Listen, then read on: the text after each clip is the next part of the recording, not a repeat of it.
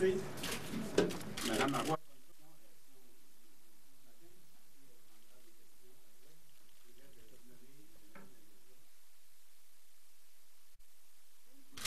Évidemment, ce qui s'est passé aujourd'hui est triste. Mais les désaccords sont une chose normale dans une formation politique. Les 3 députés ont fait leur choix. Toute la fin de semaine, j'ai d'ailleurs cherché à les joindre.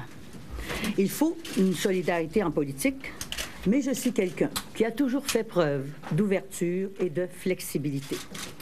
Il fallait donc trouver l'équilibre, et en fin de semaine, j'estimais avoir trouvé cet équilibre dont j'ai fait part aux députés ce matin. Malheureusement, on sentait qu'il y avait autre chose dans leur décision. Cette recherche d'équilibre, elle était toujours présente et nous en discuterons demain au caucus. Parce qu'il faut que vous sachiez aussi qu'il est prévu que demain, nous ayons un caucus spécial sur cette question pour refaire le point après la commission parlementaire qui a eu lieu la semaine dernière et qui est venue clarifier beaucoup d'éléments de ce projet de loi. Pour ma part, j'assume pleinement mes décisions. Comme chef, j'écoute, je consulte, mais je suis capable d'en prendre. Et donc, j'ai l'intention d'aller de l'avant. En politique, ça prend du courage pour changer les choses, pour réaliser des choses.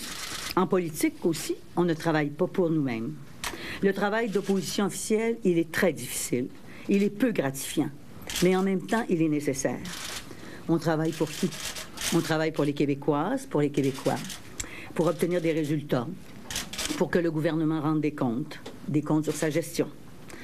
La décision d'aujourd'hui, de mes collègues, elle ne fait pas avancer d'un iota, ni les principes desquels se réclament les députés, ni la souveraineté, ni le Québec. Les seuls qui y gagnent quelque chose, c'est le Parti libéral, Jean Charest, et les fédéralistes. Il faut revenir sur terre, voir les vrais défis du Québec. On a besoin de changements, de vrais changements. Si on veut du changement, il faut prendre le pouvoir. Si on veut bâtir le pays du Québec, évidemment, il faut que le Parti québécois prenne le pouvoir. Et si on veut prendre le pouvoir, on doit s'ouvrir, écouter les Québécois. Ce que les Québécois souhaitent, c'est du changement et on va leur offrir comme formation politique du vrai changement. Merci. Là, adressez-vous à Pascal parce que sans ça, vous êtes ingérable. OK. André Ducharme, TVA. Mme Marois, vous avez dit qu'il y a autre chose derrière la décision des 3 députés qui ont démissionné du caucus. Qu'est-ce qui est derrière ça, à votre avis? Écoutez, moi, je ne veux pas... vous irez leur demander la question. Mais cependant, ce qui me fait affirmer cela, c'est d'abord, j'ai tenté de les joindre en fin de semaine. Ils ne m'ont jamais rappelé. Déjà, c'est quand même quelque chose. Et ce matin, nous nous sommes parlé 1h15 avant qu'ils ne donnent leur conférence de presse et je leur ai donné une possibilité, même pas une possibilité, je leur ai indiqué qu'il y avait une ouverture et que s'ils ne souhaitaient pas appuyer le projet de loi, ils pourraient le faire. Ils n'avaient qu'à ne pas venir voter et que moi, j'indiquerais qu'ils étaient contre le projet de loi et que c'est pour ça qu'ils n'étaient pas en chambre pour voter. Madame. Alors, tirez vos conclusions. Madame, une question. Juste un instant. Madame. Oui, madame. Madame, il y a beaucoup de Une monde. question. Juste une question, s'il vous plaît. Madame Marois, les commentaires, les critiques de vos anciens collègues portaient sur beaucoup plus que le projet d'amphithéâtre à Québec. Est-ce que vous avez l'intention d'apporter des ajustements à votre style de leadership dans les prochaines années? Je pourrais vous dire que mon style de leadership a fait en sorte que j'ai eu un appui assez important au moment du Congrès. Mais je vous dirais que la description que j'entendais de mon leadership ce matin m'a carrément, honnêtement, renversé. Vous savez que ce projet de loi-là, on l'a discuté pendant 3 heures. 3 heures à 3 reprises. Et on a prévu de le discuter à nouveau demain matin. Et je suis plutôt du genre à écouter beaucoup, à échanger en profondeur avec mes collègues, à débattre. Mais à un moment donné, par contre, je tire une ligne et je prends des décisions. Et ça, je vais continuer à avoir ce type de leadership. Je suis bien avec ses talents et ses défauts qu'il comporte. Et jusqu'à maintenant, on a quand même obtenu un certain nombre de résultats ensemble. Madame Marois, Marco Belair du Devoir. Oui, bonjour, M. Belair. Bonjour. Les militants du Parti québécois doivent-ils craindre d'autres départs de députés? Est-ce que vous êtes en discussion présentement avec d'autres députés? Moi, je ne crois pas qu'il y aura d'autres départs. Nous avons prévu de toute façon un caucus demain. Alors, j'imagine que normalement, les gens ont le courage de venir rencontrer leur caucus pour s'expliquer. Alors, on aura la possibilité de le faire demain. Mais pour l'instant, ça va. Moi, Pascal Rabda, RDI. Oui, bonjour, Sentez-vous que, malgré votre vote de confiance à 93 de votre parti, que votre leadership a été ébranlé aujourd'hui? Écoutez, c'est une attaque à mon leadership, très franchement. Là, fallait entendre les propos d'une de mes collègues, entre autres. Mais en même temps, je reçois des témoignages d'appui considérables à ce moment-ci. Et je crois que, encore une fois, mon style nous a menés là où nous sommes maintenant. Nous formerions le prochain gouvernement. Nous avons un plan d'action, un programme à proposer à la population québécoise et ils constatent qu'on est même capable de prendre des décisions quand on est dans l'opposition. Madame Marois, Martin Patriquin de McLean's. Madame Lapointe a parlé un peu de s'éloigner du projet de souveraineté au part du PQ. Pourtant, on était si proche. Elle a dit ça ce matin et je me demande comment... Elle a dit, je m'excuse, j'ai pas... Elle a dit que le PQ s'éloigne du projet de souveraineté. Je me demande comment est-ce que vous avez réagi à ces paroles. Bien, écoutez, moi, j'ai l'impression que s'il y a quelqu'un qui nous fait nous éloigner de la souveraineté ce matin, ce sont les personnes qui ont démissionné. Madame Marois, Étienne Leblanc, Radio-Canada. Oui. Madame Lapointe, ce matin, évoquait des problèmes aussi dans votre entourage, un entourage un peu autoritaire, disait-elle. Vous réagissez comment par rapport à ça? Écoutez, j'ai aucun commentaire à faire sur mon entourage, c'est moi la chef. Et je suis capable de prendre mes décisions moi-même. Et je pense que les gens le savent très bien au caucus, et j'ai même été assez étonnée d'entendre ça. Écoutez, on a des débats au caucus qui durent des heures et des heures. Et c'est correct, j'aime ça comme ça. Pour la première fois, effectivement, cette fois-ci, depuis 4 ans que je suis à la tête de ce parti, j'ai consulté les députés sur tout. Des fois, il y en a qui ont eu raison, des fois, il y en a qui ont eu tort. Mais à la fin de la discussion, il faut que, comme leader, je puisse prendre mes décisions. Sinon, comment offrir aux Québécois de diriger le Québec? Hein? Bon, alors, je le fais. Cette fois-ci, je ne l'ai pas fait parce que, d'abord, il y avait une certaine urgence, on était en fin de semaine. Et d'autre part, ce qu'il faut que vous sachiez, c'est que des lois comme celles qui sont débattues actuellement sont des lois privées qui sont votées régulièrement à l'Assemblée nationale. Il y en a 20-25 qui ont été votées dans les derniers 7-8 ans. Et donc, et comme moi, je n'ai pas de problème avec la loi qui est là, moi, je ne marche pas sur mes principes, là, hein, on s'entend, là? Je ne marche pas du tout sur mes principes parce que la loi... La commission parlementaire qui a eu lieu, d'ailleurs, a éclairé beaucoup le débat. Et la preuve en est que M. de Belleval peut toujours poursuivre, puisqu'il demande de l'argent pour poursuivre. Donc, on ne va pas lui enlever le droit de poursuivre. Une dernière en français. Pascal Rabda, RDI. Quelles seront les conséquences des départs de vos 3 députés? Parce que c'est quand même pas des petits joueurs non plus au sein du Parti québécois. Non, je suis très consciente de ça. Mais on va se retrousser les manches et vous regarderez l'équipe du Parti québécois. C'est une équipe assez remarquable. Une jeune relève fringante, décidée, déterminée de toutes les régions du Québec. La relève, elle est là au Parti québécois.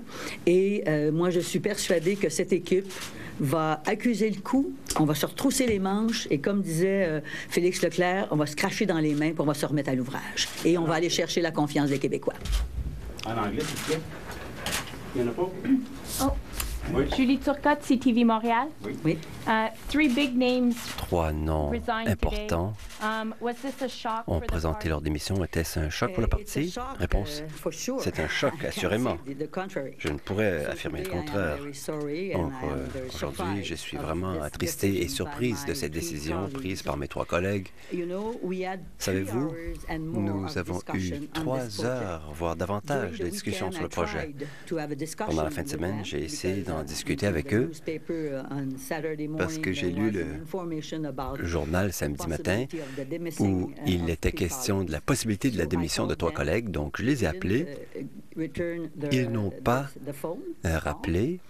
Et ce matin, ils ont annoncé qu'ils avaient l'intention de quitter le Parti québécois. Mais qu'il était possible d'avoir une autre discussion parce que demain, nous allions avoir une autre discussion au sein du caucus. Et j'ai également offert ce matin, si jamais ils étaient en désaccord avec la loi, de ne pas se présenter au vote J'aurais dû dire, d'ailleurs, d'accord, s'ils ne sont pas là, c'est parce qu'ils sont contre ce projet de loi.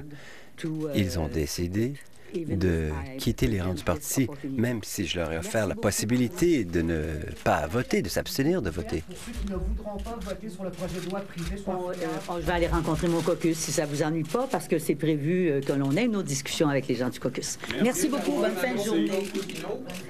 Alors, Sébastien, Mme Marois, qui s'est dite désolée en anglais, mais en français, elle a dit tout simplement ce qui s'est passé est triste et elle ne semble pas vouloir reviser son leadership. Elle a dit qu'elle a été étonnée d'entendre son leadership décrit de cette façon, entre autres par le député de Crémazie. Cela dit, au prochain caucus, il y aura encore place à discussion pour ce qui est d'un éventuel vote sur le projet de loi 204. Sébastien.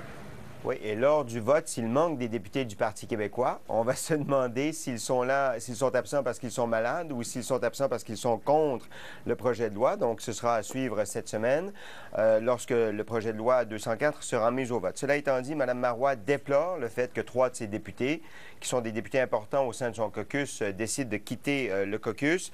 Elle affirme qu'elle a tenté de trouver un équilibre à leur position et à la sienne ce matin, sur le coup de 10 heures, quand elle a reçu un appel téléphonique. L'équilibre aurait été de dire « Vous vous abstenez lors du vote et moi je dis que vous êtes contre le projet de loi, mais vous vous abstenez, donc vous ne mettez pas les bâtons dans les roues du projet de loi qui éventuellement pourrait quand même être adopté. » Selon Mme Marois, les 3 députés ont refusé qu'il se cacherait quelque chose d'autre derrière leur décision. Quoi d'autre? Elle n'a pas voulu développer sur cet aspect-là. Pour sa part, dit-elle, elle assume complètement ses décisions. Elle va aller de l'avant avec son appui au projet de loi 204. Est-ce que ça veut dire que le caucus qui est prévu demain ne donnera pas grand-chose dans la mesure où Mme Marois veut asseoir son autorité et faire passer son point de vue? On verra bien. Petite pointe à l'égard des 3 députés démissionnaires. On fait ça, on fait de la politique pas pour nous-mêmes, mais pour faire avancer la cause. Et cette démission des 3 députés éloigne le parti de la souveraineté ou éloigne la souveraineté. Le seul qui gagne aujourd'hui, c'est Jean Charest. Il faut revenir sur terre et voir les vraies choses. Le Parti québécois veut prendre le pouvoir. Vous l'avez bien dit, lorsque les attaques ont été faites sur son style de leadership, elle dit qu'elle a été renversée par ces attaques-là, qu'elle a l'habitude d'écouter beaucoup, mais qu'en bout de ligne, c'est elle la patronne et qu'elle doit tracer une ligne. Elle ne craint pas d'autres départs de ses députés. Il y a toutes sortes de rumeurs qui circulent sur la colline parlementaire selon lesquelles certains autres, peut-être moins importants, pourraient imiter le geste des 3 députés démissionnaires d'aujourd'hui. Autre pointe envers les 3 démissionnaires, généralement, les gens ont le courage de venir rencontrer leurs collègues députés pour s'expliquer ce que Pierre Curzi, Louise Beaudoin et Lisette Lapointe ne feront pas parce qu'ils ont décidé de démissionner aujourd'hui sans en avertir leurs collègues. Et oui, elle admet que c'est une attaque à son leadership, qu'elle est sous le choc, a-t-elle dit en anglais, mais qu'elle va persister et signer. Et elle ne remet pas en cause non plus l'influence de son entourage. Ici, il faut lire Nicole Stafford, qui est sa chef de cabinet, qui semble-t-il a une poigne assez solide, mais Mme Marois dit, en bout de ligne, c'est moi qui prends les décisions. Sébastien, merci beaucoup. Je sais qu'on vous verra tout l'après-midi parce que ça va accaparer beaucoup de place parce qu'on attend encore des réactions, entre autres celle de Pierre Curzi tout à l'heure. Alors, merci, à tout à l'heure. Très bien, à tout à l'heure, Marjorie. Alors, les ex sont restés là, bien sûr, et ont tout entendu. Et dès le premier ton, les premiers mots, vous aviez vos réactions très campées. Ce n'est pas l'attitude que vous auriez choisie? Bien, c'est parce que le petit ton, au début, c'est qu'elle était arrivée, puis en fait, elle avait le petit ton qu'on disait tantôt, là. C'est moi qui m'aime, c'est moi qui le bosse. Non, je pense que c'était pas le temps-là, compte tenu du poids des démissionnaires, d'une part. Deuxièmement, c'était prévisible là, de dire « j'ai essayé de les appeler, ils m'ont pas rappelé ». La question se pose, comment se fait-il que tu réagis par rapport à ce que tu vois dans le journal? J'ai vu dans le journal, j'ai lu dans Le Devoir, puis là, j'ai essayé de les rejoindre. Ça prouve qu'on est dans une bulle en Moses. Elle aurait dû savoir ça. Ben non, habituellement. Ça prend Le Devoir pour lui dire qu'il y en a qui sont tellement mécontents, ils vont démissionner. Et il faut dire que dans le point de presse, Mme Lapointe avait dit que, évoquant un retour, que rien n'était